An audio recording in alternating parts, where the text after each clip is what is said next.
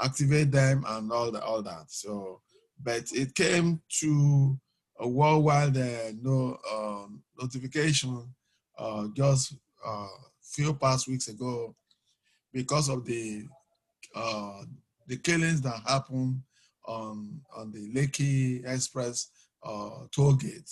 That was where it became international uh, episode in Nigeria. As the former speaker just mentioned, it's all about police brutality. They're actually police people. They are not, they are police. They are member of police organized in a different division called SARS. So they are member of police police in Nigeria. They are members. Absolutely. So unfortunately, the setting up SARS, it was a good idea by itself. That is, that to curb stealing, robbery, um, people doing cultish, and all those bad things. That was the original concept. It was a good concept to have such an arm of the police, but like many other things, it was hijacked, abused, and turned to something else other than what was originally set up for. And unfortunately, looking back in history, each time there is a public complaint against the SARS, the government will make a change and then they will come back again. Same story.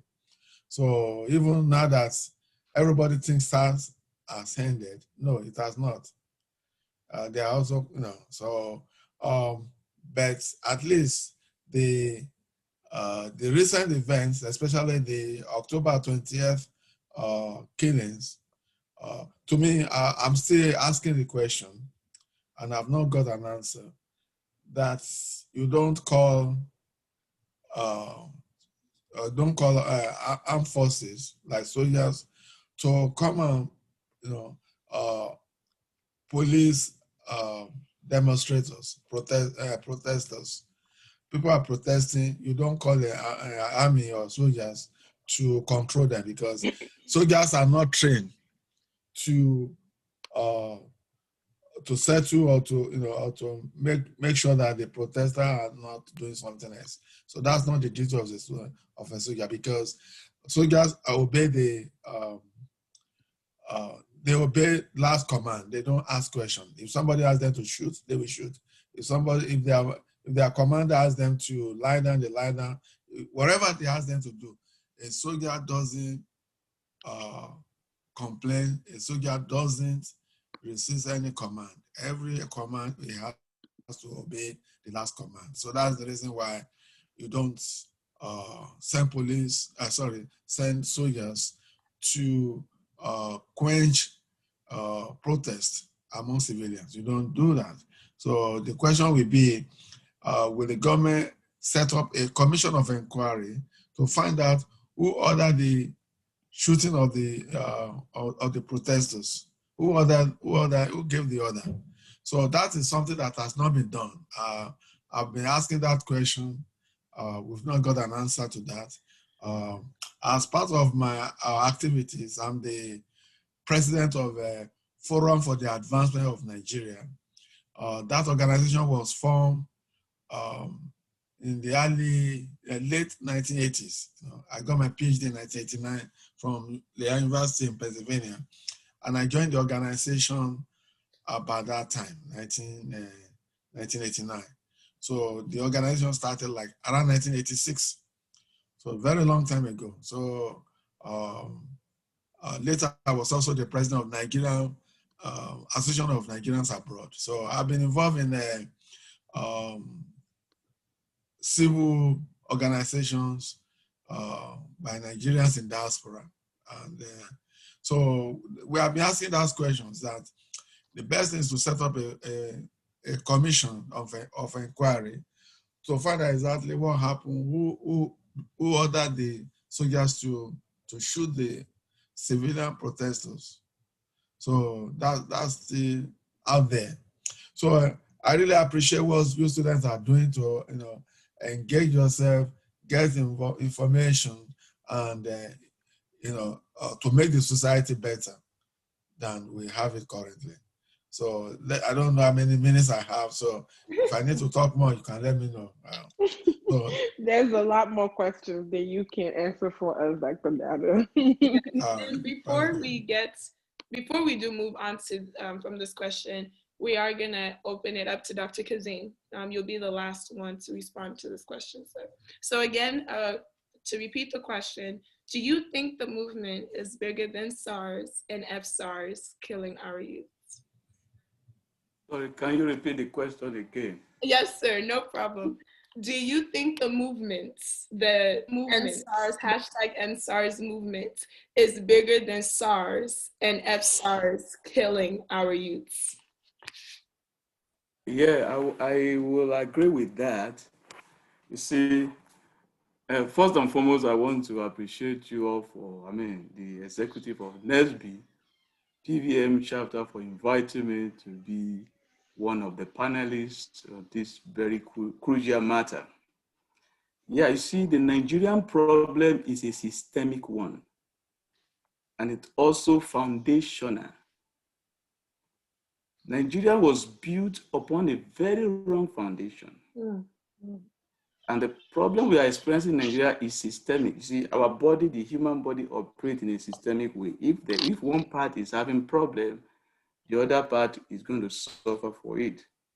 What we are seeing now playing out in Nigeria concerning this protest, this demonstration by the Nigerian youth to air out their grievances upon the way the SARS has been treating them, is just a depiction of so many things that is wrong with the Nigerian system. So now, you see, they are protesting. It's a platform to bring Nigeria to the limelight and let the whole world know that there's a problem here. So what we have seen is just one aspect of what is going on. The brutality of police has been on for years. I that I'm talking to you, am a witness of that. Not just seeing it, I've been affected by that slightly. I remember when I was doing my undergraduate days in Ife, which I went to the same school with Dr. Dada. When he was there, it is called University of Ile-Ife. But when I came, they have changed it to Pvamu University. Then that time in Ife, there was this crisis between this ethnic group, the Ife people and the Modakeke. Ife was under serious tension.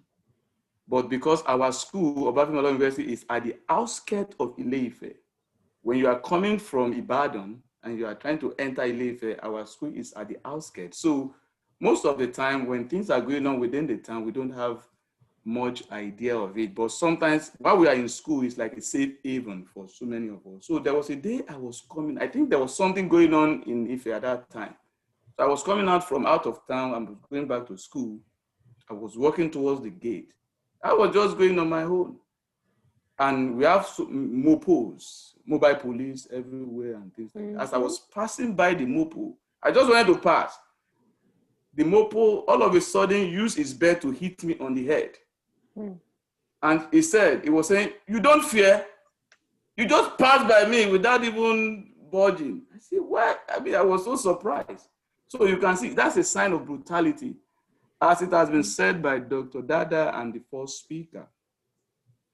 SARS was, SARS was intended for something that was good, to curb the menace of armed robbery, especially in Lagos State. I was born in Lagos. I grew up in Lagos. Basically, I'm a Lagosian. So it was instituted to address armed robbery in Lagos due to an event that happened between the police and an army. The police they killed one army. And then the army went on a rampage looking for police down in Lagos, and then they started killing to get hold of police. Some police resigned, some police put on the civilian uniform just to escape for their life. So then all of a sudden the police were in hiding. Then the SARS people now, it was now decided by the police force that they should form this organization called Special Anti-Robbery Squad. So to address the menace of armed robbery and other vices that is accustomed to a society that is not organized. Because to be candid, we have laws, but the truth of the matter is we don't allow the law to curb our human excessiveness in order to reduce the extent of disorderliness in the society. So now these people came on, but eventually it was hijacked. It was hijacked and then being used for something that is wrong. So in my own conclusion, and as I said, it's beyond just protesting against the police. They are trying to use it as a platform to also bring to the limelight some of the grievances they have with the Nigerian government. Our government is dysfunctional. It has been there. And in order for us to be able to solve this problem, we need a systemic approach. All the system has to be addressed. Now, in the course of what happened at Lekki, they killed people. My own perception of that is this. Lekki is for the high-class people. I have a friend, currently he has been transferred to the US now. He works with ExxonMobil. He has a building in Lekki. I think it's in Woodland now. His name is Sheyi Fadamsi. He's one of the big person in Exxon now, in Mobi here, Woodland here, in Texas here. He has a house in Lekki. And people that lived in Lekki are well-respected people. I perceive that because they use their influence to engage the service of armies and soldiers to come and threaten the youths that are protesting so that they can make Lekki free, to be free of the protest, so that people can be shielded away. But eventually it boomerang. So the issue with SARS youth coming out to protest is not, yeah, they are expressing their grievances because of the brutality. I'm sorry to take your time. I will just give you one more example. My mother-in-law, I mean, very, very vast somebody who is very current with the Nigerian situation. This one happened at their street. There was somebody that lives in maybe their house at Agege. This man was employed as a security man to be handling the streets. So he normally talk with police. Police will come around, they will shout, and then all of a sudden, the police have been informed that SARS people, and the people that they normally talk with, they left. He didn't know that the SARS people are coming. They wanted to come and waylay all these Yahoo boys. And when they waylay them, it's not that they are going to present them to the government or they are going to hand them over to the law to handle. They will deal with themselves. They will collect their money. They will collect things from them. So in a way, thief has been given the role to handle thieves. So this man was alone. And some of the Yahoo boys, eventually he was implicated. The man was implicated in the cause of it. The SARS people came, they arrested him for no just reason, because something was given to him. And the SARS people they are interested in what was given to him, maybe from the Yahoo boys and things like that. So eventually, this man was malhandled by the SARS people. He has to pay 200,000 naira for him to be free from their cage. So that's an experience that is so close to me that I can relate to. Right. So what are we saying? The issue of Nigerian youth coming out is just to express an aspect of our system that is terribly bad. Right. The problem of Nigeria needs a holistic approach in terms of solution. I'm sorry for taking much of your time. Thank you, sir. Thank you. Ms. Chika, next question. Yes. So moving on to our next question, we have, what do you think is the core root problem of corruption in Nigeria? And we are going to start with Faith and then Dr. Pvamu. Okay.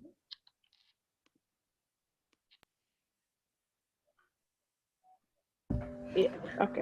Thank you very much for the opportunity to be here, to discuss our fatherland and our motherland, Nigeria. I will say that Nigeria is one of the most beautiful countries in the world, a very good place to live. Yes. Nigeria is blessed by manpower. Nigeria is blessed with mineral resources. Nigeria is blessed with good weather. The issue of corruption in Nigeria is, like our brother said, Dr. Kazim said, is systematic. Corruption in Nigeria started from the foundation of Nigeria because Nigeria was built on corruption. Sorry to say that. Why I say so is because the people who formed Nigeria for Nigerians built that foundation on corruption. It was never built on truth. It was never built for the country to prosper. It was never built with regard to the culture, ethnicity, relationship that the people who lived within that environment had before the colonial masters came. The power transition in Nigeria, the constitution of Nigeria, the federal character in Nigeria, everything is corruption. So what do we want to call corruption? Are we going to call corruption collecting money or not rendering service? There is corruption in education. As a matter of fact, as we talk right now, Nigeria educational system is one of the worst in Africa. We have money for science and technology and research. None goes to the school. Have you seen the admission process in Nigeria is filled with corruption? So where do we talk about? Is it the police brutality that we're even talking about? SARS issue is one of the smallest. Go to Nigerian prisons. 65% of the inmates that you're going to see in Nigerian prison, not police cells, are awaiting trials. If you don't have anybody in Nigeria, 10,000 naira alone given to police people can end your life in prison. There is nobody who comes to ask for you. Many people have died in that prison on police brutality. Their matters are not even heard as we talk, and they are in maximum detentions. Are we going to talk about the government? Have we ever had a true clean election in Nigeria? The coup d'etat that we have had all in Nigeria has had different stories alluded to them. The civil war Nigeria had was equally based on corruption because there was an agreement that would have saved Nigeria, Aburi Accord. The then president still came back to Lagos, and the foreign commissioners that were in Nigeria called him, and that accord was disannulled, was annulled. So it's a system that is built on corruption. Yoruba, Nigeria with 3 major ethnic kingdoms, lived in peace with each other. The colonial masters came and divided, in fact, piece by piece. Okay, let's look at Yoruba, for instance. Some parts of Yoruba are in Benin Republic, some are in Togo, but they were cut off, and the kingdom was divided to preserve Nigeria. Some parts of Igbos are the southern Cameroonians. So the building of Nigeria, people who formed that country did not respect the culture of the people, didn't respect the kingdoms they met. Some of the highest slave trade that you're going to see occurred in Nigeria, from Nigeria to the rest of the world. So the country is built in corruption, and Nigeria was so divided. Sorry. Nigeria was so divided by divide and conquer that the biggest corruption we have in Nigeria now that cannot be solved, or that will need a very long discourse to solve, is that Nigerians don't appreciate themselves as brothers of the same country. Exactly. Yeah. So when an Igbo man tells you, I am the one in power, he needs to favor his people. Yoruba tells you, I am the one in power, I need to favor my people. The North tells you, I am the one in power. Anybody, every group want to recycle the authority to live within their region, especially the northern region, who feel maybe, okay, economically, there is nothing we are contributing to Nigeria. It is our right to hold on to the leadership of Nigeria. And they've held on to the leadership of Nigeria forever. So the problem of Nigeria, first of all, in fact, Nigeria is corruption. If you want to understand what is corruption, the formation was corruption. So it is very difficult to say what is the issue of corruption in Nigeria, because right now, there is no circle there is no sector in Nigeria that is free of corruption. Can you imagine that the country that has one of the highest capacity in raw material production, till date, Nigeria export petroleum to import gas, import, petrol, import this. We export crude oil to import petrol. We have more than 5 refineries in Nigeria. In fact, on my YouTube handle, I was doing a coverage the other time. Kaduna refinery has incurred a debt of 600 billion for Nigeria in 3 years. It has not been operational, and they've been paying people and promoting people without a single petroleum being pumped through that refinery. Where do we want to start the problem of Nigeria? The constitution itself is a fraud. So that's why, like, one of the highest disappointments that I had this year was the Lekki toll gate protest that the people stopped. I was hoping that that protest would have brought a transition government, that people would have occupied the streets until the demand of the people are being attended to by the government. When we talk about police brutality, some regions don't understand it. I am from the East. My eyes have seen people, more than 10 killed. SARS alone, 2014 or 2015, in Anambra State, wasted more than 20 people and pumped them in Ezu River in Anambra State. In Aba, we have seen army come to school and say, this is IPOB members, and they kill and they carry their bodies away. Unarmed civilians of the same country. So, like what happened in Lekki toll gate, and some regions are crying, is simply because that is the first time they are seeing police brutality at a large scale. The number that died in Lekki is very small compared to what we've seen in the East. And that's why when people left Lekki toll gate, I felt disappointed, because I was like, thank God that 2020 was going to lead to a new Nigeria. Yes. The talks were sponsored by the government.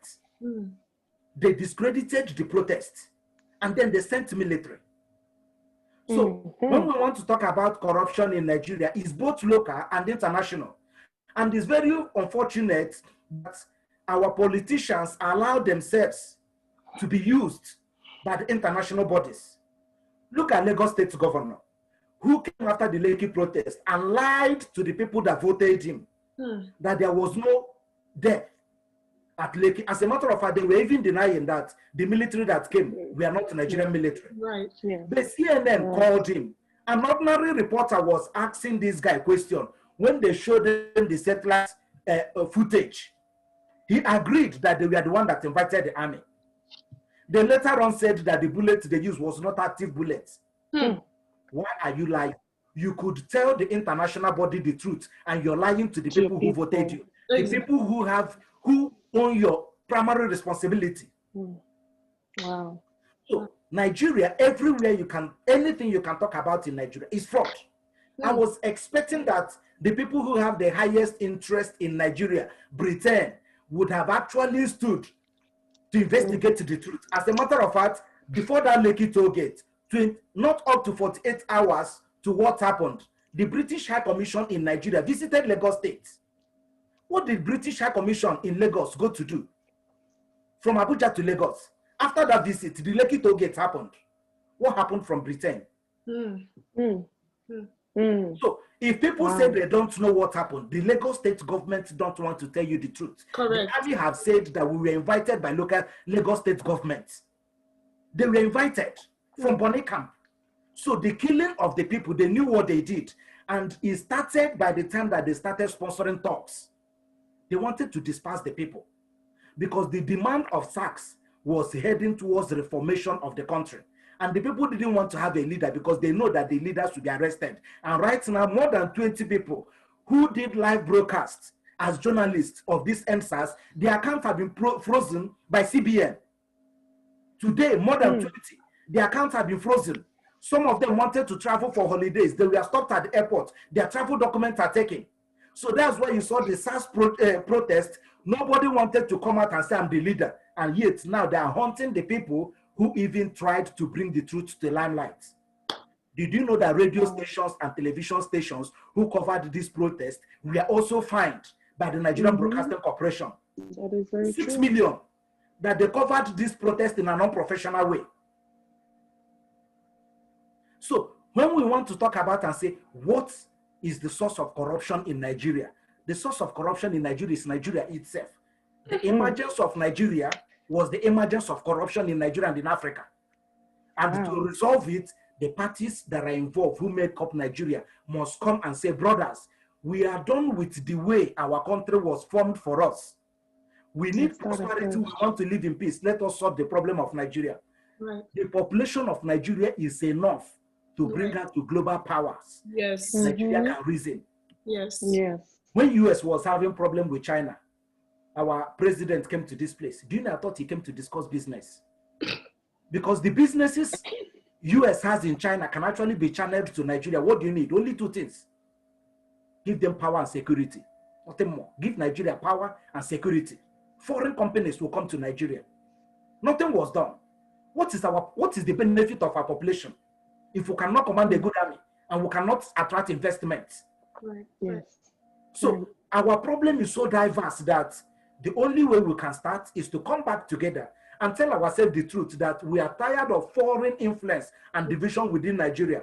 Let's build a new nation for ourselves. Then we'll go into constitutional review and we'll change the country for ourselves. But as it is, there is no political discourse that does not deal with the foundation of Nigeria that can end corruption. Yes, sir. Thank you so much, sir. We're going to come back to that. But Dr. Biaman, we do want to get your input on this question. So what is the core root problem of corruption in Nigeria? And ma'am, before you answer, this is a very important topic. This whole panel is very important. So please, as our panelists are talking, please open your ears and listen with intention because they're coming from places of experience and knowledge. Yes. So Dr. Biaman, please. So I think this all stems from colonization and many years ago, as Faith said earlier, and it's the big divide between the North and the South, which caused a lot of poverty. And this is just my opinion from the outside looking in. And so that poverty is impacting the youth. It's impacting the youth right now. And if you look at Nigeria, there are over 200 million young people. Right. But this is a new and different generation of young people. And this generation of young people are not so tied to the oil economy anymore. This is a tech savvy group of people. And they are on social media and they understand what's happening around the world. And I think this new group is tired of corruption and brutality. And I think this move today, I mean, this whole protest is just the very beginning. And I think it will go on until probably the next election in 2023. And I think we'll see some changes because of the youth and the things that they're doing today. But again, this whole thing I think this is just a small part of a very big picture of young people being tired of corruption and they're looking for ways to be a part of the economy, especially with technologies now.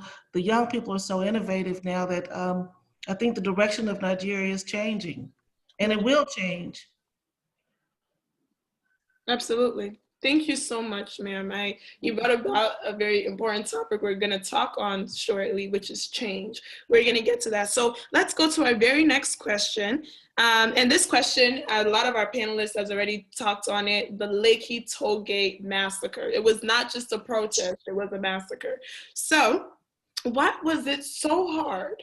Why was it so hard for people to believe that this was something that happened both within our government and internationally? Why was it so hard for people to comprehend that lives were lost? And the video that we showed earlier was open gunfire.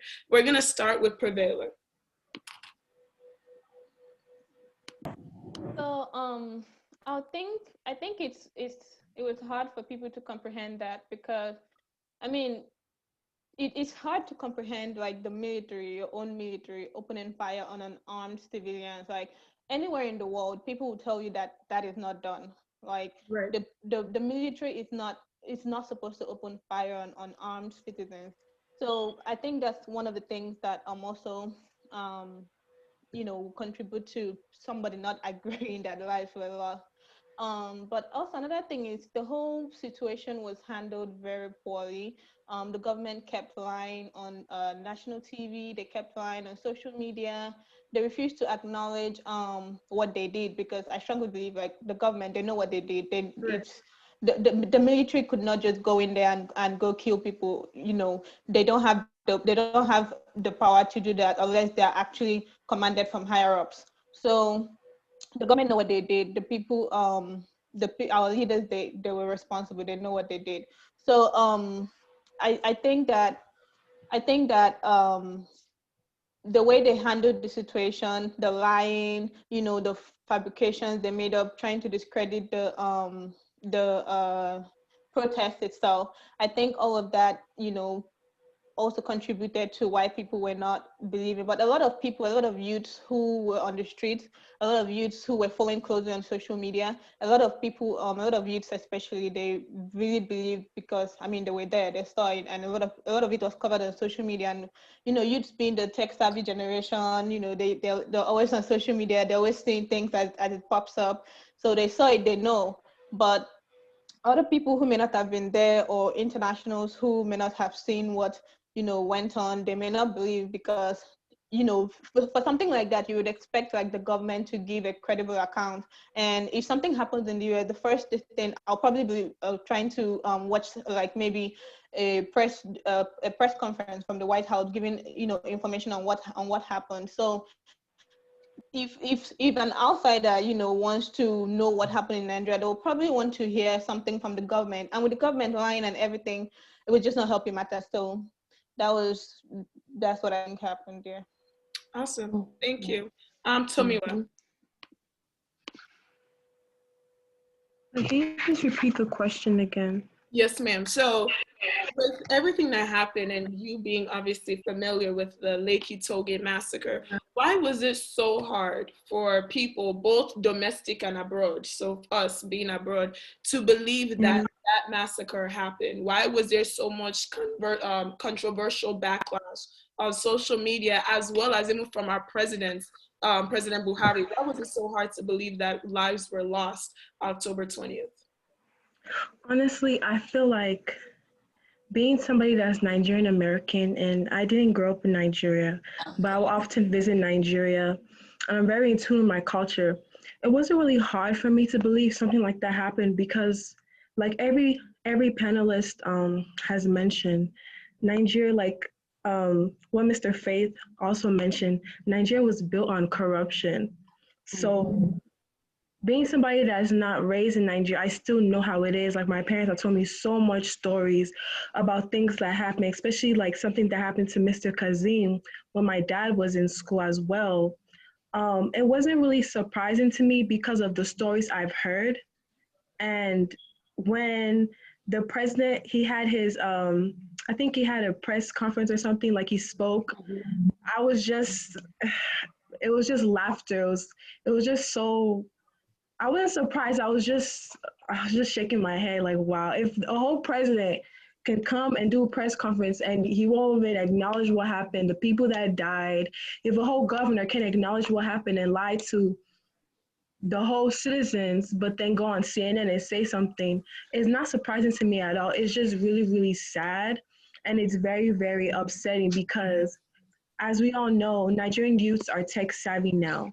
So we know what's going on. We don't have to, listen to anything no governor says or anything that the president says. We see it on our social media. Many of us that are youth watch, inside of this program right now. Yes. For me, I go on Twitter to get my news, or I go on Instagram. I don't really go on the news. I go on Twitter because everybody talks about it as one. So it wasn't really surprising. It was just really, really sad and heartbreaking to see it happen because Nigeria is and was built on corruption, is still going through that corruption. So it wasn't anything surprising to me. I just feel like it's something that is sad and it's something that needs to change, in my opinion. Absolutely. So, yeah. Thank you, Tamila. Chika, next question. All right, yes, ma'am. So moving on to our next question. It goes, police brutality seems to be everywhere these days. However, what makes Nigeria's police brutality different than the ones that were happening in other parts of the world, like the US? So kind of just we are here in the U.S., so we know how the police brutality in the U.S. goes as well. So what do you think is the difference between the one that is happening in Nigeria and the one that we have happening here as well? And we will start with Dr. Obiama. You know, the one here is racial. I mean, it's a clear divide that it's a racial, a systemic racism problem here. But in Nigeria, many of the people are the same. I mean, Mm-hmm. it's people being brutal to each other. But, you know, when you really look at it, it still goes down, it goes back to poverty. Because if you look, I was in Nigeria, several years ago, and I tell you, we went through 5 different states. And driving through those states was extremely challenging. I mean, we were stopped, pulled over on the side of the road for so long. It was just an amazing experience. But overall, still, Nigeria was a wonderful place to go and visit, and I would do it again uh, at the drop of a hat. But when you really look at it, from what I hear, police are poorly paid as well. And so they're looking for ways to feed their families too. So it still comes back to government and corruption and poverty at the end of the day. So again, as I stated earlier, there has to be a bigger change, and there's lots of hope in the youth and you guys making that change, and even those abroad and those that are in Nigeria need to come together and support one another and make that change. And in the next election, try to make a difference if you can. Right. Okay, and Dr. Dada?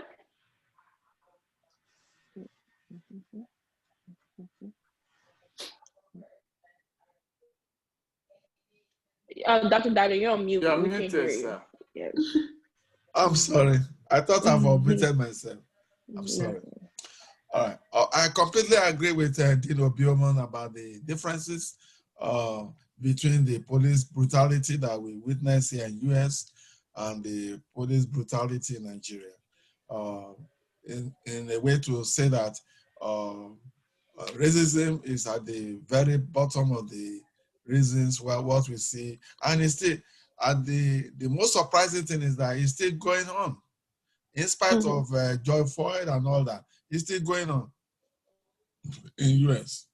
But in Nigeria, is sometimes they say that you can take people out of the village, you cannot take village out of them. If you forgive the police people, Nigeria, if you raise their salary 3 times or even 10 times, they are not going to change. Right. That's true. That is So true. it's already endemic in them. I mean, the police, that they are corrupt. And the bottom line is that it's not only the police is also a reflection of the society. The society, when someone like me, when I was born, things were better. You know, the people value their name. They put a lot in their names, but these days, nobody really cares. Before, in Nigeria, we always say that bribery is wrong. That, you know, that when you are going to take bribe, you have to do it secretly. But these days, it's not secret; it's open. They will demand for bribe from you openly. That was not like that 20, 30, 50 years ago. It wasn't like that. Right. So unfortunately, not only the police, the whole system is totally, I don't know the best way to describe it, but I'm going to tell you straight that that the society itself, what is going on with the police is a reflection of fundamental things wrong with the society that happen after the oil. It's like the president of Ghana was making a reference that the fact that they have oil, they just got oil in Ghana, that they will learn from the lesson of Nigeria that the oil they are getting will not be a cost to Ghanaians. Wow. So So in essence, when I went home, after I finished my PhD, I went home briefly into Nigeria. So I was told by my uncle, I said, once the police stop you, just give them 50 naira. So I said, no, I'm from the US. I said, how can I give somebody 50 naira? I said, no, if you stop me, I will explain.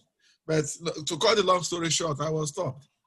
When I was stopped and the guy told me that you're under arrest. That was 1992. You're under arrest. I said, what did I say? You stole this car. I said, I stole this car. No, this car is from my brother-in-law. He said, okay, open your bonnet. So for many years I was in US and I've never saw anybody asking me to open my bonnet. The bonnet is there. So the guy said, I will show you that you stole this car. Then I never know there's a difference between engine chassis, engine number, and chassis number. I never knew about that. He said, look at it, the two are different. I said, what is it about it? So now I remember what my uncle told me. When they stop you, give them 50 naira and they will let you go. So the guy said, you are under arrest and I'm going to take the car away to their police station. Then what I never think I will do, I have to do it. I gave the guy money. So as soon as I gave him money, he said, you are free. So what does that say? Does that mean that I didn't steal the car by giving 15 naira? Does that mean I didn't steal the car?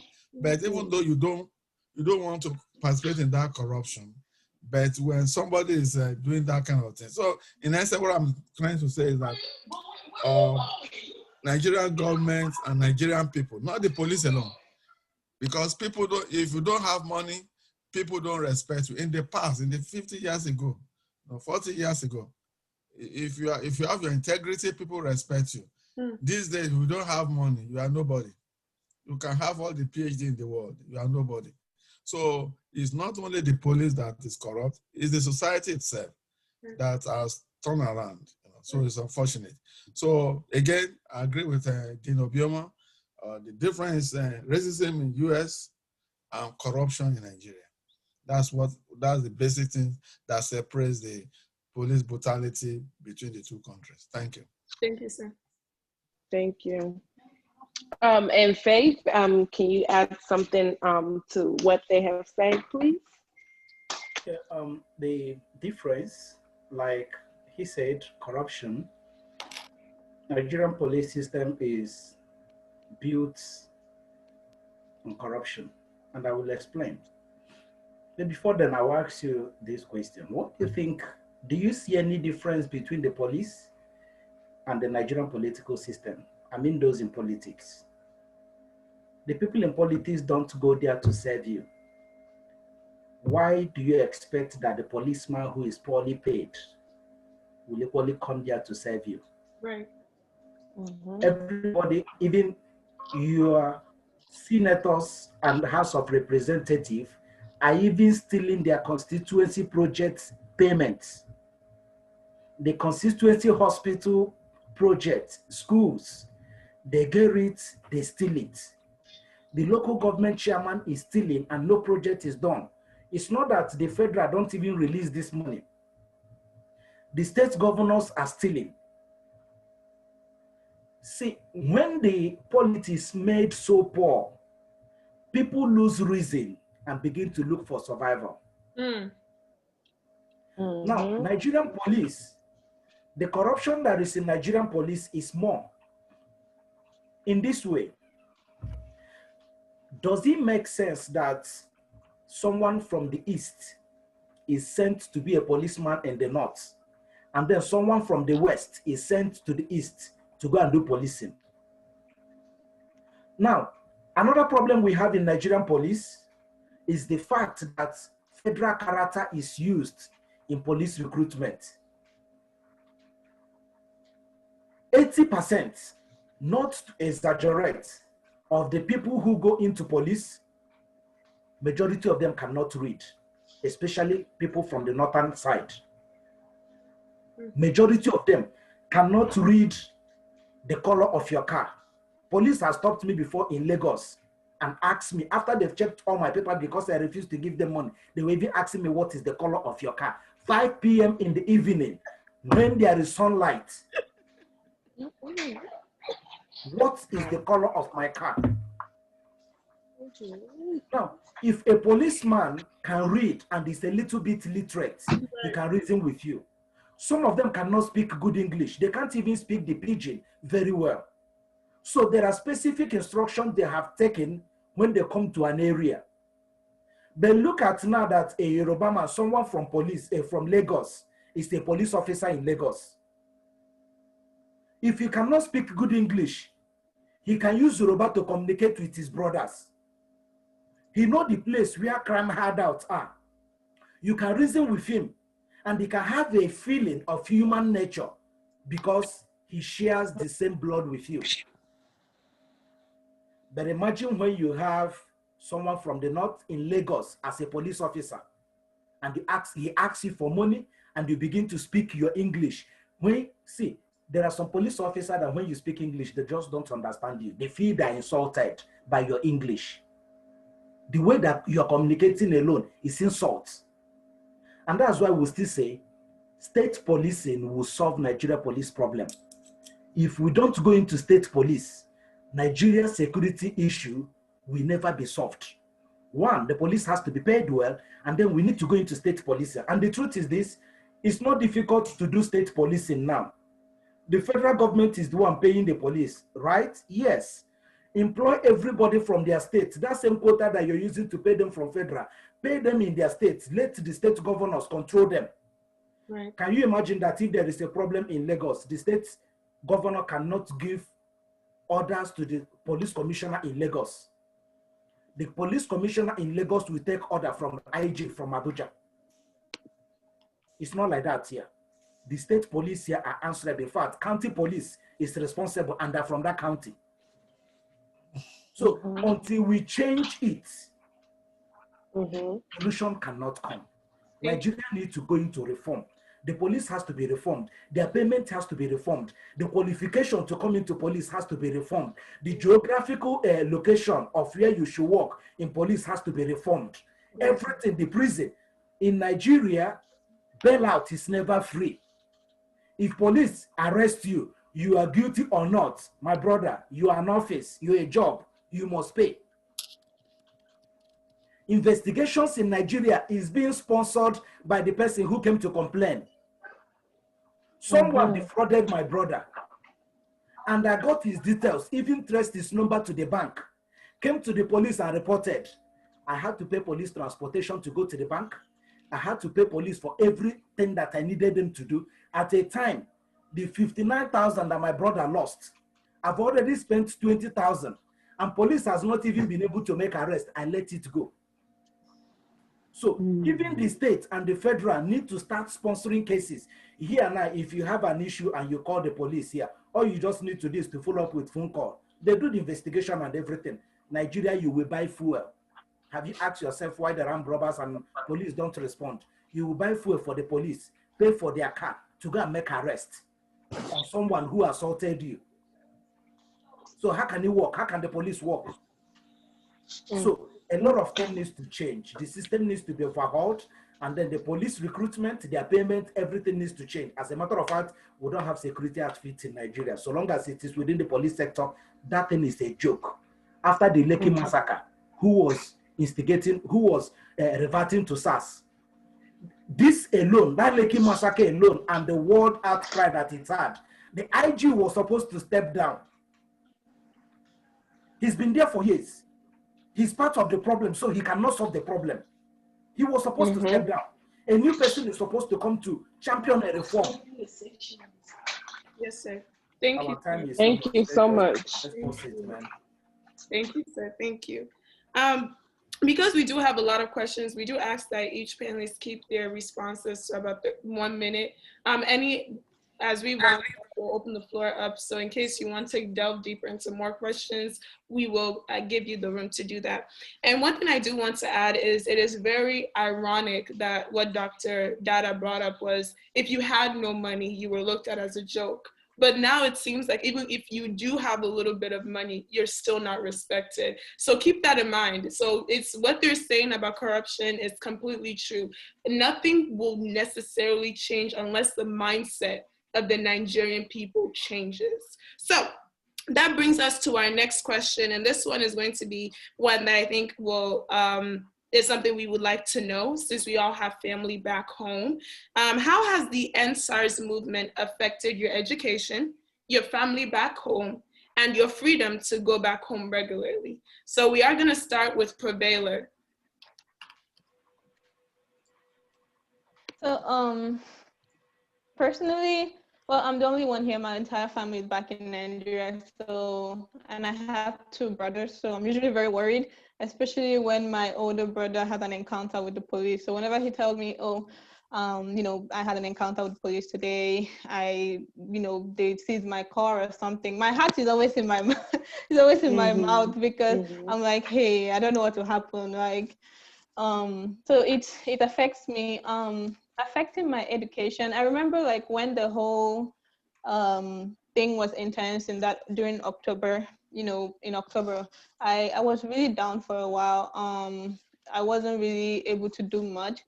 I can't really say it's really affected my education, but in that time period, it weighed a lot on me, and I was really sad during that time. Like I had to take a whole break from social media to get back some sanity, because a lot of things I was seeing on social media it was just it was just too much. So so for my family back home, I do worry a lot, especially for my brothers. And my brothers are they're very opinionated people, and they're very outspoken. So Nigerian police, they don't like it when you're outspoken. They don't like it when you're opinionated. So it's something that also bothers me. And I remember like growing up in Nigeria, I never really had a brutal experience with the police. When my father encounters the police, it always ends up with giving them money. But I'd never really had a brutal experience. But one of my friends, her dad had a brutal experience with the police. So like they had gone back to Nigeria as per usual for their visitations, and they had just stopped by the road to use like the road to ease themselves, and then the mother and the children were back in the car, and the dad was still helping himself out there. And then as he was coming back, they noticed that a policeman was pointing a gun at him, literally. Like they were pointing gun in his face, saying, oh, they thought he was I think they said they had some kidnappings or something going on in that area, and they thought he was one of the kidnappers. It was when my friend told me that story, it was not something funny, because like imagine if she had lost her dad in that moment. So like this type of things, it hasn't affected me personally, but people that are close to me, my friends, have they've experienced it, their family members have experienced it, and it's not something nice, honestly. Thank you, ma'am. Thank you so much for that insight. Tomiwa? For me, I haven't really gone through like a big experience with SARS, except one time I visited Nigeria last year because my grandma died, and they had the burial ceremony for her. And my dad is from Ibadan, so we're coming through Lagos to go to Ibadan, and we're on not the Lagos Ibadan expressway, but like just almost entering Ibadan, whatever. And then my dad, he had two phones, because in Nigeria people have two phones. One is for like, yeah, because of the internet. Yeah, and like he was wearing, I don't know if you guys know what it's called, but it's called Senator. Like, it's like yeah, and he looks like really good, like he had money or whatever. And then like I saw some guys, I don't know if they're the police or whatever, but they were wearing like army stuff. I don't know what it was. It was just some guys, and they stopped. They told us to go to the side of the road, and I was like, go to the side of the road. I was scared. I was shaking. My dad was in the passenger seat, and then we had a driver, and me and my mom were in the back. And then the guy was like, oh God, oh God, oh God, give us money, something like that. My dad was like, he was just, I know, he just had to take it easy. He gave them like I think he gave them 1,000 naira or something because that's what he had in his pocket. He has to open his pocket and give them something. What am I trying to set up out of this? What I'm trying to say is that in Nigeria, it's really sad to see, especially me visiting. And it was my first time coming after being there in a long time since I was little. It kind of like made me really upset and disappointed in my nation because it's a nation that I scream about, that I can defend, that if anybody has anything to say about Nigeria, I'll be there, like I'll stand. And that really disappoints me for the fact that like we looked good or whatever, like we looked like we had money, they had to stop us. And it's a system thing. Like another panelist said earlier, it's a system thing because the people that are doing those things to torment people don't have enough money. So what those people thought when they were stopping us was that these people look like they have money, because when you visit Nigeria, they know that you're not from there. I don't know, it's like something like they can see, I think is this, I don't know what it is. They can see that you're not from Nigeria. Even before you say something, they can see it on you. So I guess they saw it on us and they just try to get money from us. So that's the problem. Like this whole thing really messed with me mentally. Like it really made me so disappointed in my nation. But then again, I will always support my nation because it is my nation. And also with social media, like Previla said, is really sad because seeing people's head getting cut off, blood gushing everywhere, it's just very sad. With school mentally, I'm not like mentally it's not easy, but it's not really a problem for me. But it's just not easy at all because my other course mates, they're also from Nigeria, and it's like that's all we talk about. There's not a lot of focus, but we're able to get it together through the grace of God. So yeah. Great. Thank you so much. And Thank you. I want to highlight before we do go to our very last question of the night, and then we open the floor up for you as our audience to give us question is please don't, during times like this, I'll definitely say earlier when the police brutality in the United States was happening, I had to take a break from social media. You don't owe anybody, okay, let me just come out, you don't owe anybody an explanation to be able to take time out of social media. If it's not sweetening your body, come out, okay? Relax yourself, because your health is the most important thing, and you're first a student. So if it's hurting you to keep watching it, yes, be informed, but don't be informed so much that you not put yourself in depression, okay? Do everything with wisdom. Miss Chika, last question. Yes, and I'm glad that you did say that because everybody just thinks that you have to have social. And I was just crazy because I was talking to myself throughout the day today, and I was like, I don't have an Instagram and I don't have a Twitter account at all. But at the same time, I'm just like, some of us live our lives off of social media, and that's what this generation is. But it can be very draining to your mental health, to your emotional health, and your physical health. So like she said, if it's not worth it, it's not worth it. I know when all of this was happening, I kind of was glad media at the time. I'm sorry, can y'all see me? Oh yeah, there we go. So I was just saying, like at the time, I was kind of glad that I didn't have social media because I didn't have to like really witness all of everything else. I knew what was happening. I was getting my news and my facts, but at the same time, I was just glad that I didn't have to constantly scroll through a timeline watching everything that was happening. So it was draining for me without even having social media. So I can only imagine for people who had social media how it was to their mental health. But with that being said, I'm going to move on to our next question, which is youths across the world are standing up for their rights and beliefs. Do you think voices are being heard and change is going to come? And we're going to start with Dr. Kazim.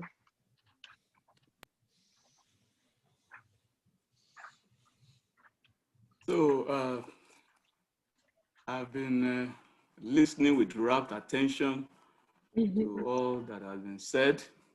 Yes, sir. So, and your question, sorry, can you repeat that again? Yes, sir. So the question is, youth across the world are standing up for their rights and beliefs. Do you think their voices are being heard, and is change going to come? Yeah, I would say definitely their voices are being heard, but what matters most is implementation. Mm. It's not enough to speak, but sufficient enough is to put it to action, because the way we are created, we have, let me say, we have three things that has to do with human being: your thoughts, your words, and your action. Mm-hmm. Anything you say emanates from your thoughts. The Bible says, out of the abundance of the heart, the mouth speaks. And when you say it, then the next thing that people will be looking for is what? Action, implementation. So yeah, their voices are being heard, but what matters most is implementation, putting it to reality. And I want to say this thing just to add to all that have been said so far. I will quickly touch base with with what was said about Nigerian police. Then I'm going to answer everything together. The difference between the Nigerian police and the United States police is the respect for the rule of law. Though we can see that with the United States police, racism, as alluded to by our dean, has made them to be biased towards implementing the rule of law. But for the Nigerian police, they don't even have respect for the rule of law. There's no respect for human rights. Right. In fact, they are deficient of the purpose of the purpose of police for a particular community, the role of a police or the police force in a state or in a nation. Their role is to maintain safety. And if you people that are being designated to uphold safety is putting question mark to safety, then that's a big problem. So I just really want to say that now there's another thing with the Nigerian system. We have said it, I just want, since we are going to be rounding up very soon, we're going to be wrapping up everything. There's one thing with the Nigerian system, and that thing, we have said it, is the corruption. And Uzem said something about the mindset. Our mindset has been bastardized. Every human being, whether white or black, is averagely selfish. Yes. Then our selfish tendency is being curbed by the law that is in place in any country or in any nation. In America, human being, the selfishness is there too, but the excessiveness of that selfishness is the law that has been put in order, that has been put in place to maintain order. I know there's a particular program, maybe on the TV in the US, that says law and order. Law was put in place to maintain what? Order. Like now you are driving, now you have the stop sign. There's a stop sign. That stop sign is to put order in place. And many people respected it. A brother was talking to me when he came newly from Nigeria, and he was driving, he saw that at the four-way junction, he saw the stop sign. Everybody respected that. And people respected that because of the consequence. If eventually you are caught by the police, you know you are going to be heavily fined. And everything is going to be done properly. So what I'm saying is that we Nigerians, Americans, we are human being first. And as a human being, there is this nature in us, the nature to want to care for yourself. But in Nigeria, the way we are doing it excessively at the detriment of others. We are not allowing law that has been put in place to really address that tendency that we have. So the voices of youth are being heard all over.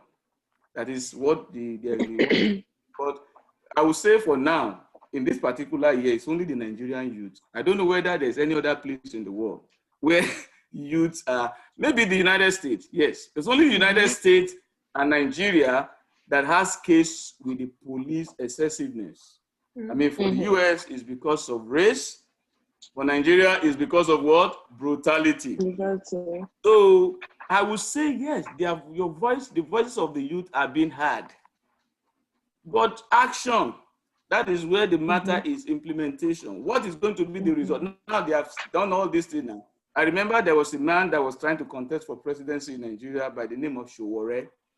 The Sowore came out and was pushing effort to do that. Even after the election was concluded, Sowore still tried to engage the Nigerian youth to push forward, who can really challenge the government.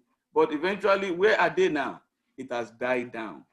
So what I would say concerning what we need, my own suggestion concerning the solution to the issue at hand, for the voices of the youth not just being heard, but to be put in place, there has to be persistence. Right. Not forcefully,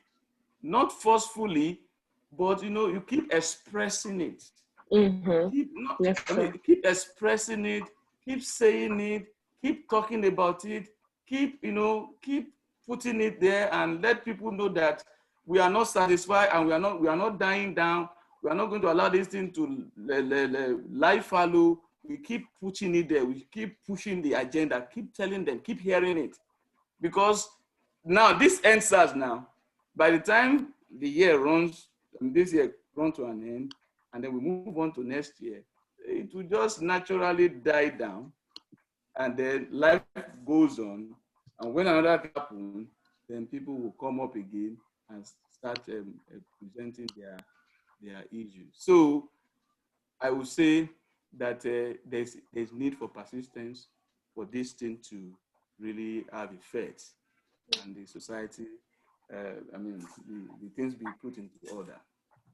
Thank you, So sir. that's what I would say. Yes, sir. If you allow me, Thank to continue you. to talk. Yes. Thank you. And then for Dr. BMM, do you have something to add on to what has been said? And I'm going to repeat the question. It does say youths across the world are standing up for their rights and beliefs. Do you think voices are being heard, and is change going to come? Oh, you're on mute, Dr. BMM. I absolutely believe it, because I can even see how the young people at Prairie View, you guys are changing the college. Your voices are being heard if you keep having those voices. For example, tonight, it was your voice that caused tonight to happen. And so social media have connected countries, cities, places. That's one of the reasons why police brutality is growing throughout. So, and it's energizing each other. You guys are energizing each other. Even this conversation, I have more energy right now. I'm looking for ways in which that I can contribute to the cause. So I think you will make a change, and you will not be satisfied until you make a change. And another reason why I think you'll make a change, again, is technology and innovation. And the world has to get better, but in order for it to get better, it has to come from you. Correct. So Yes, ma'am. we are 100% relying on you to make that change, and we know you will, and you have our support. Thank you. Yes, ma'am. Thank you Thank so you. much. So we are going to open up the floor now for questions. So I am going to read the first question that we have received, and it is from Paul Dinjuma, a senior chemical engineering major. The very first question he has is, number one, I agree with one thing today. Corruption is the genesis of all our problems in the country. But there's one thing that we haven't talked about, the two-party system, the PDP and the APC. How can the people dissolve that system?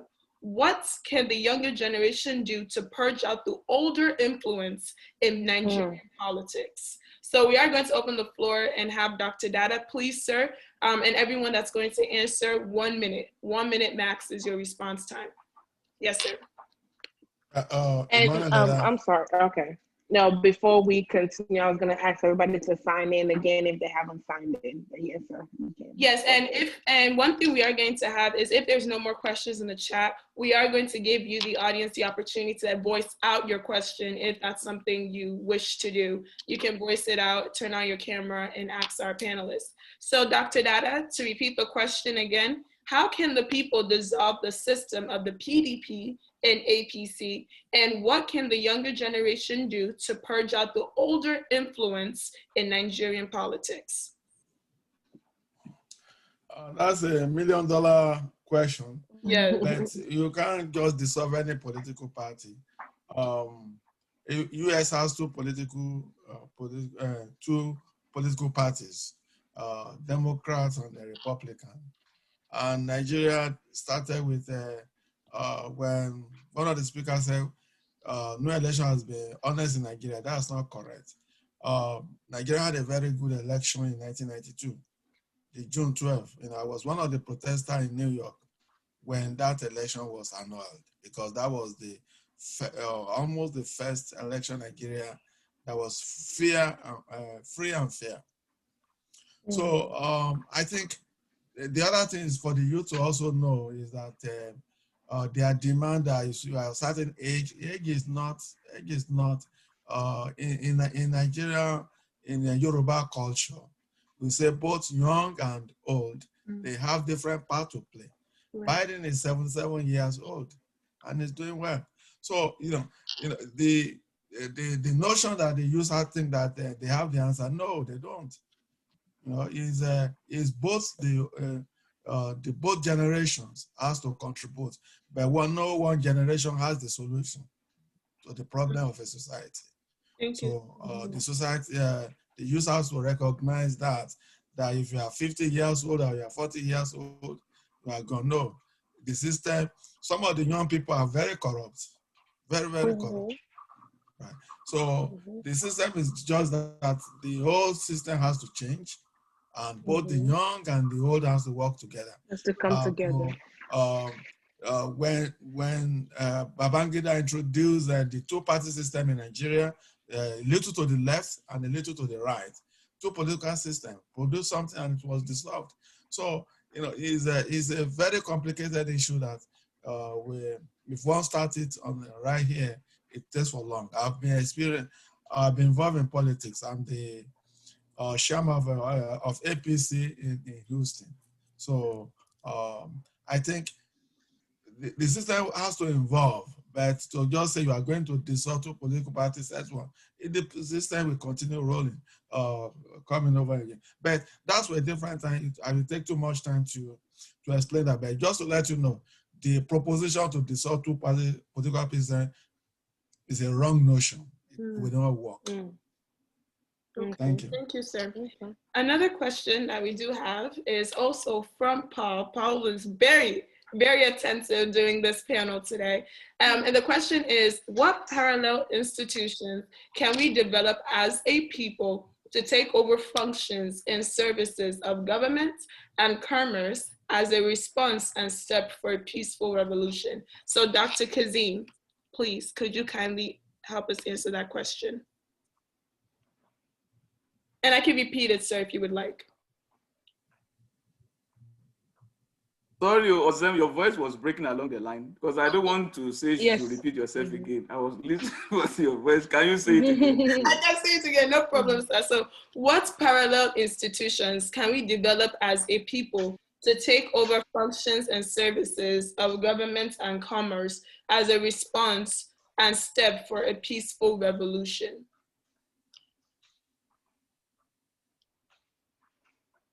That's a very critical question. Yeah. And since I only have 1 minute to contribute to that, we may not leave everything for government to handle. All different aspects of the economy or different aspects of governance. Some aspects can be handled by non-profit organizations, like churches. When schools were run by churches in Nigeria, the standard of education was very, very high. Yes. Dr. Dada can attest to what I'm saying. When schools were run by missionaries, I mean, we have missionary school, Catholic, Methodist, and all these things, the standard of education was very, very high. There's less malpractices. So if the government can look at that as a parallel to government-run schools. I mean, in terms of it, education is one of the bedrock, is one of the foundation of development for any nation. Right. A nation that has pushed education aside is doing himself a lot of the service and is preparing himself for, preparing a grave for lack of development. So education, that can be handled. Then also some government-run services that are meant for the well-being of the society can be privatized. I'm not saying we should be completely capitalist or completely socialist, but we can have mixed economy. I think I was taught that when I was doing economy in high school, that when you have mixed economy, some part of the economy is run by the government, and while some other part is run by individuals. So we can have that to boost that competition. And when there's competition, prices will, the burden of prices on people will be lowered. So with that, yes, government should not be given the ample room to take care of every aspect that has to do with governing the people. Some aspects should be handed over to non-profit organization, religious organization. Economics should be operated in a mixed pattern.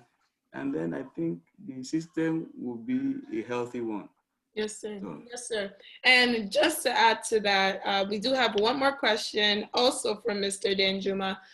We talked a lot about change today. We talked about, Dr. Dada, you brought up the aspect that we need a system that works in unison in order for the Nigeria that was founded, back in the 1900s to be changed, to be revolutionized. So the question that Mr. Danjuma has is, do you truly believe, and this is a question I am going to give to Faith, do you truly believe we can have a revolution without bloodshed on both sides, meaning the government and the people? And we are trying to maintain our 1 minute response time. So I am going to repeat the question again. Do you truly believe we can have a revolution without bloodshed on both the government side and the people's side for a better Nigeria? Mr. Faith. All right. To answer that question, I'll first of all say that one thing that we need in Nigeria is revolution. And on the issue of blood, do we think that we can have a revolution without blood? I will answer this way. Already the blood of innocent Nigerians are being shed when there is no revolution. Right. So you can ask, you can tell yourself what it will be if we should ask for revolution. Because the system is so designed that it's very difficult for people that don't have large-scale resources and have not served any godfather to get into the political space in Nigeria. So to change things, Nigerian youth might need to take matters into their hand by occupying the street. At least they themselves need to be peaceful for the world to see until they're pushed to a limit of response. At least peaceful protest, determined to do it peaceful for a very long time to get the attention of the world. At least for a discussion to start, to come to the table. Whether we need revolution in Nigeria, we will. If not, our fathers have hoped for this change. Many of them have gone to the grave. The change has not come. And God forbid that us who are still young are going to hope for this change, and our children will continue to hope for the change. So a day has to come that people must take the bull by the horn. Whether there will be bloodshed, nobody is going to ask for war. They look at it that we are just protests, and then blood is being shed.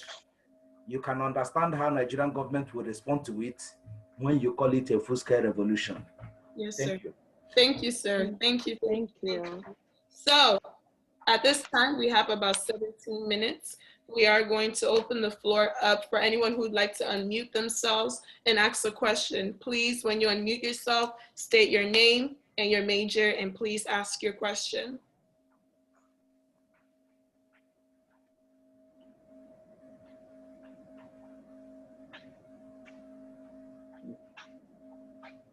Do we have any questions from the audience? If you don't have any questions right now, I'd like to make a comment. Yeah. Okay. Go ahead, students. We want to hear from you. I mean, other people, we want to hear from you. So I have a question. Yeah. Can you hear me? Yes, sir, we can. Yeah, this is Ozem, and I'm a chemical engineering graduate student from. But my question kind of like cut across in some of the things that have been said. And thank you the panelists for every contribution that you guys made a very good, valid points. But when it comes to revolution, she asked that, is it gonna be like a transition or like takeover of power without any bloodshed? So I am asking, my question is that, do you guys think that like it's only revolution or peaceful demonstration is the only way to take up power, or educating the North? Because what I always say, to my own knowledge, is kind of like they have like two Nigerians, right? In youth in Nigeria, they have like the Nigerians who are kind of like a little bit educated or well off, and then you have these Nigerians who are basically based in North that are deprived of education, both formal and informal education. So they are like the tools to the government and the elites. So as long as those people are not being taken care of, do you guys think that we can still do the peaceful demonstration or do the protest and be able to take it away from the elites? That's my question. Can I respond? Absolutely. Yes, sir. All right. Let's look at in view of Lekki massacre. Protest was ongoing and there were problems everywhere. The 19 northern governors went and had a meeting with even the security chiefs and the cabinet of the president. An issue of the whole Nigeria. A session went and held a meeting and held that meeting with service chiefs of the country. There were outcry from the west and from the east, the south, basically. And they're asking Nigeria, is Nigeria now a Nigeria of the north? Now, what I'm referring to that is this. The issue of the north is complex. But if for any reason, through peaceful protest or revolution, Nigeria comes to a table, and then our constitution is changed, that everybody in Nigeria has equal rights in Nigeria, can go into election, and there is the removal of federal character, and will have merit in Nigeria's social system. That will make it. There is no way you can have good governance and the North will not be taken care of. Right. But the system that we have now cannot penetrate the North. I remember that when Goodluck Jonathan was on seat, he built one of the highest Amajiri schools in the North. Yeah. He tried very good to educate the North because you need them in Nigeria. So, but if we're saying now, let's go resolve the issue of the North before coming to resolve the issue of Nigeria, it's very difficult. But if Nigeria can be brought to a table to negotiate the fundamental things in Nigeria, then the benefit can get to every sector. Almost every sector is marginalized. Some people are marginalized by their own officials. What do I talk about in Abia State, where I'm from? The most dirty state with the worst road in the whole country. We have had governor from, let me not just call them, but for the past 24 years, I can tell you, Abia State has been the worst state in terms of governance. They will have governors. So if governors that didn't do well in our state go to federal, do you think they will do well? So the question is changing the policy, changing our constitution, that constitution that can hold a governor responsible if he doesn't do well. EFCC that can attend to Abia State and attend to a northerner and bring matters to the table and render justice. It will solve many things throughout Nigeria. So I think that the revolution we need first is bringing Nigeria to renegotiate her fundamental laws and rules so that people can have equal rights in the country and can access the same positions in the country based on merit, then the benefit will go around. That's what I feel. Okay. Thank you. Thank you. Thank you. Do we have yes? Yeah, I have a question. Good evening, everyone. My name is Paul Danjuma. I asked the first two questions, and I have a follow-up question. We talked about pretty much corruption. We've talked about tribalism. We've talked about the quota system in Nigeria, but there's one thing I feel that we haven't addressed that I see is a problem in Nigeria. As you can see, my last name, I'm from the north. I'm from Kaduna State, but I'm actually a Christian by religion. One thing that I feel that is wrong with Nigeria is religion. I don't think that there's a proper separation of, state and church, mosque, whatever you want to call it. Mm-hmm. How can we going forward, separate religion in our constitution and just leadership to end bad governance?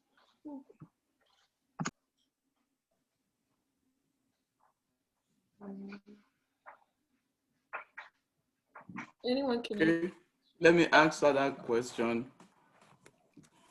Yeah, religion is intended to make a man a better person.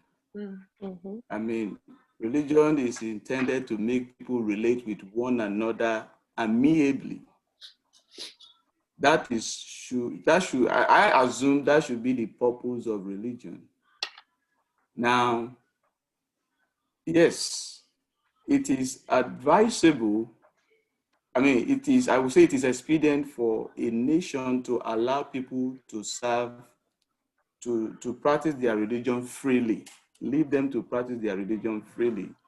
But when it's being used as a political tool to divide the people, that is where the problem is. And that is what is happening in our country. They're using the use of religion as a tool to divide the nation. But if the purpose of religion to make people a better person, to relate with one another, according to the golden rule, do unto others what you want others to do unto you. It's a universal rule. You don't want somebody to slap your face. Don't slap other people's face. You don't want somebody to cheat you. Don't cheat others. You don't want somebody to treat you with dishonor. Don't dishonor others. If we follow that rule, what a better world we are going to have. But the problem still boils down to the human nature that is deep in selfishness. Some people are using religion for their selfish gain. Now, in the world, one of the most religious nations in the world is Nigeria. They have pastors, yes, many churches, small churches, big churches. If somebody is looking for a job and is not making his way out, then the person will gather some few people and started seeing vision, prophesying, and things like that. And people will be rushing there. They will say, Pastor, I've been coming to your church. Life has not been better for me. There's a new man in town.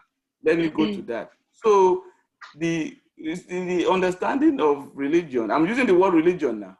We have two main religions in Nigeria. We have the Islamic religion and we have Christianity. And virtually, it is agreed that maybe it's 50-50. But I don't want to go into the statistics now. But if we can be able to use the purpose of religion, which is to make you a better person, which is to make you to love your fellow human being, use it appropriately, and then people are allowed to serve God freely and devoid that from the governance. We don't use that as a means of, okay, the Christian, now it is the turn of the Christian, because what happened during Buhari and Goodluck, Christians and, this and that. So if we don't use that, if people are selected on the basis of merit, and then they are qualified to rule the nation, maybe by election, and people voted, and the election was free and fair, there's no malpractices, no corruption, everything is done on a fair platform. That would be wonderful.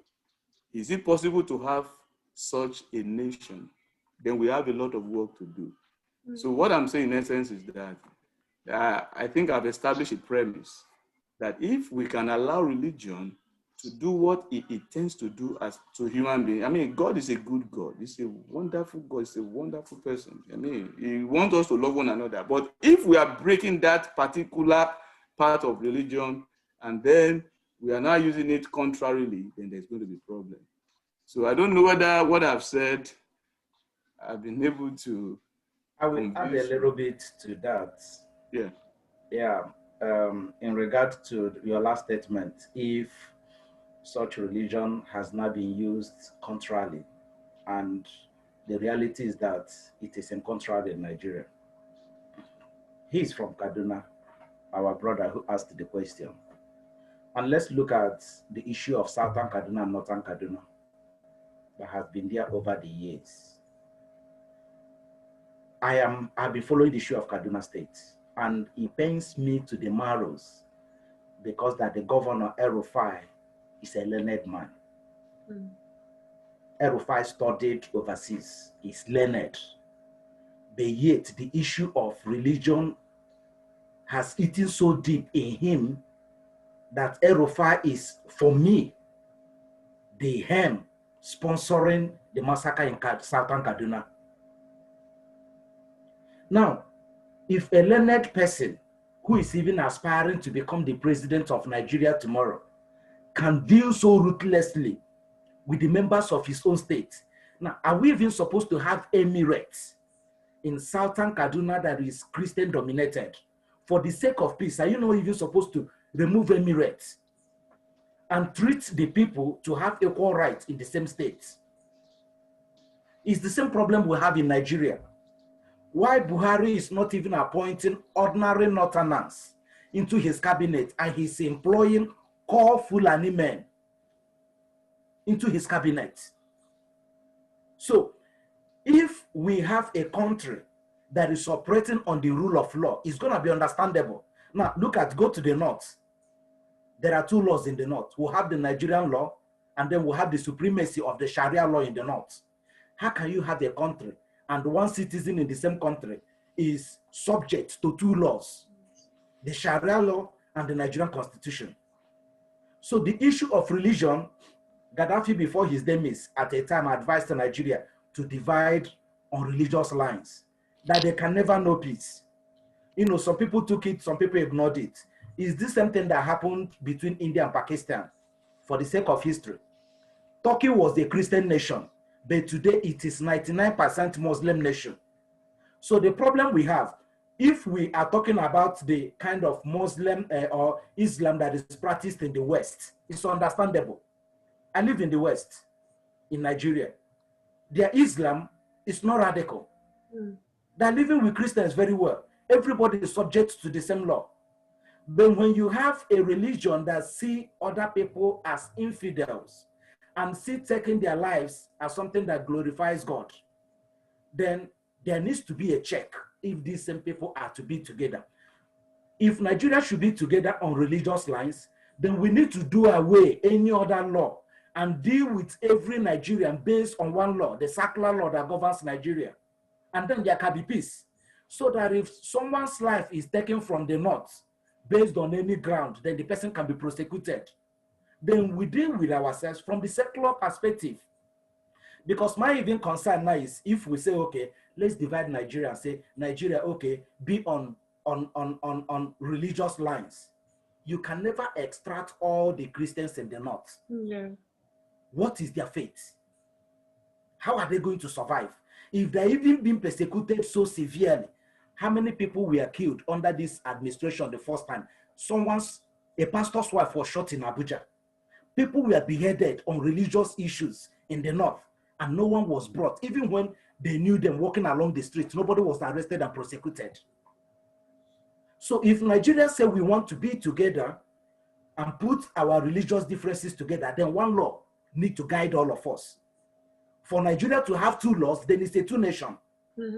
So we must come together, run one secular law that is going to keep us together. If not, the unity of Nigeria is going to continue to dance around, and one day may have an unfortunate effect. So that's why I said we need to come together, address these things. Yes, sir. If we want to deal with ourselves on true federalism, we can deal ourselves with ourselves. On true federalism, the regions will manage themselves, and then we'll come with a weaker force at the central. That will give us the ability to deal with ourselves the way we have always dealt with ourselves before the advent of the colonial masters. But as it is now, whether religion is a very big problem in Nigeria, it is. And solving it will be very difficult because even our governors, the people in power, don't see us as secular people. They first of all look at you from religious side. So it's a very big problem that needs to be addressed. Thank you so much. Thank you very much. Thank you, sir. Thank you. So our time is up. Thank you all so much because I am walking out of here with so much more knowledge than social media could have voiced out to me. So I do appreciate that. I am gonna move the floor over to Chika as we talk about what's next. What can we do as citizens of Nigeria, you know, allies, you know, a lot of us are friends with Nigerian people. What can we do next? Chika, the floor is yours. Yes, ma'am. Thank you so much. And thank you all for speaking. So here it does say, how can you help the NSAS movement?